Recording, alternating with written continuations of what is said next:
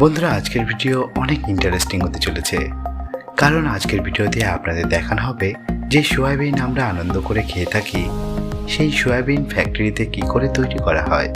তাছাড়া আরও দেখানো হবে কিভাবে সয়াবিনের দানা থেকে সয়াবিনের তেল তৈরি করা হয় এবং এমন কোন কোন প্রসেসের মাধ্যমে সয়াবিনের চাংস ও সয়াবিনের তেল তৈরি করা হয়। আজকের ভিডিও দেখার পর আপনার মনের মধ্যেকার অনেক প্রশ্নের অবসান ঘটবে, সুতরাং ভিডিওটির কোনো অংশ একদমই মিস করবেন না, কারণ সয়াবিন এমন একটি খাবার যা পৃথিবীর বেশিরভাগ মানুষ খুবই পছন্দ করেন। কিন্তু বেশিরভাগ মানুষ এটা জানে না যে এই সমস্ত সয়াবিনগুলোকে কিভাবে প্রসেস করে আমাদের কাছে পৌঁছানো হয়। বন্ধুরা, সয়াবিন চাষ করার জন্য সর্বপ্রথম উপযুক্ত জমি নির্বাচন করে ট্রাক্টর দিয়ে জমি ভালোভাবে চষে নেওয়া হয়।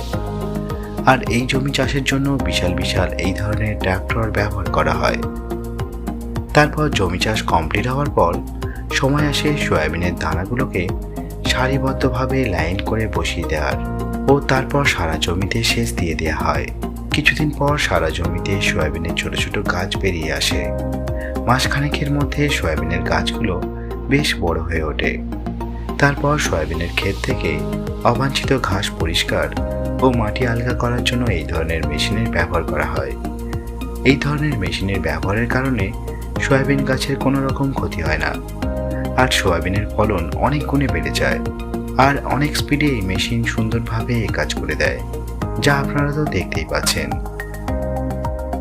তারপর সয়াবিন গাছের উপর নিয়মিত কীটনাশক স্প্রে করে দেওয়া হয়, যেন সয়াবিনের গাছগুলো পোকামাকড়ে নষ্ট করে না দেয়।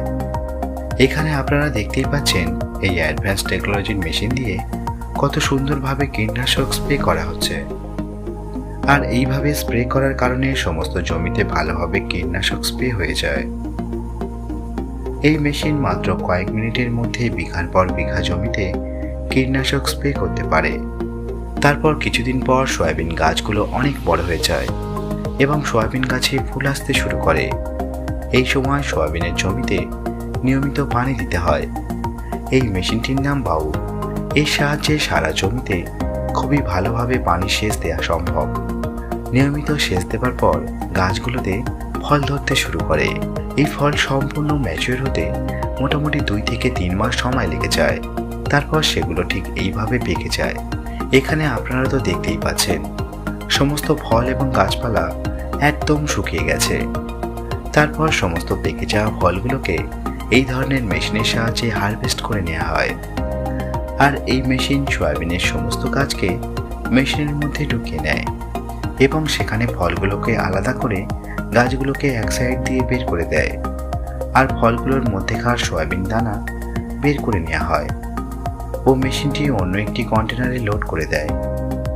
বড় বড় জমিতে একাধিক হারভেস্টিং মেশিন চালানো হয়, যার ফলে কয়েক ঘন্টার মধ্যে হারভেস্টিং কমপ্লিট হয়ে যায়। তারপর ট্রাকে করে সমস্ত সয়াবিন দানা ফ্যাক্টরিতে নিয়ে আসা হয়।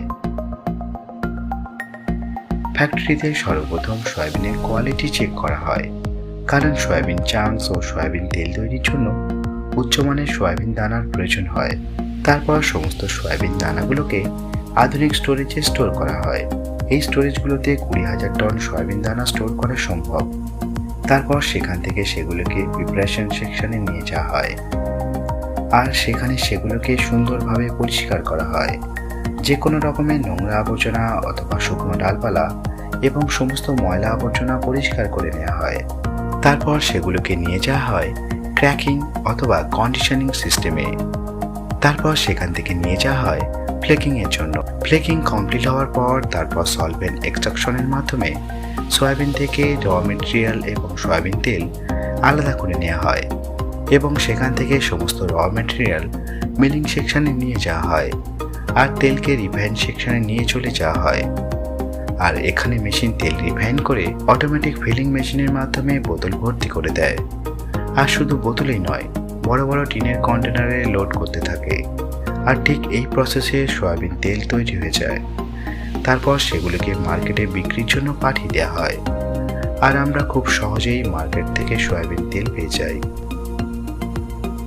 এরপর সয়াবিনের চাংস তৈরি করার জন্য সয়াবিনের দানা মিলিং সেকশনে নিয়ে এসে পাউডার তৈরি করা হয়। ও এই আটাগুলোকে টিবিবি সেকশনে পাঠিয়ে দেওয়া হয়, যেখানে ইউএস টেকনোলজির কেটু ওয়েঙ্গার মেশিন সোয়া চাং তৈরি করে দেয়। আর এই ইউএস কেটু ওয়েঙ্গার পৃথিবীর সব থেকে লেটেস্ট মেশিন। এই মেশিন সোয়া চাংসগুলোকে সঠিক মাপে ছোট ছোট করে তৈরি করে দিতে পারে। আর সোয়া চাংস তৈরি হওয়ার পর এই মেশিন সঠিক কোয়ান্টিটির হিসাব অনুযায়ী প্যাক করে দেয়। তাছাড়া আধুনিক মেশিনের সাহায্যে বড় বড় প্যাকেটে প্যাক করা হয়। আর এইভাবে ফ্যাক্টরিতে তৈরি হয়ে যায় সুস্বাদু ও প্রোটিনে ভরপুর সোয়া চাংস। আর এই সমস্ত কাজ সম্পূর্ণ আধুনিক ও ইম্পোর্টেড মেশিনের মাধ্যমে করা হয়। ফ্যাক্টরিতে কোনো ওয়ার্কারকে হাতের সাহায্যে কোনো কাজ করতে হয় না। আর এই সোয়া চাংকের কোয়ালিটি যাতে ভালো হয়, তাই প্রতিটি স্টেপে ভালো করে কোয়ালিটি চেক করে নেওয়া হয়।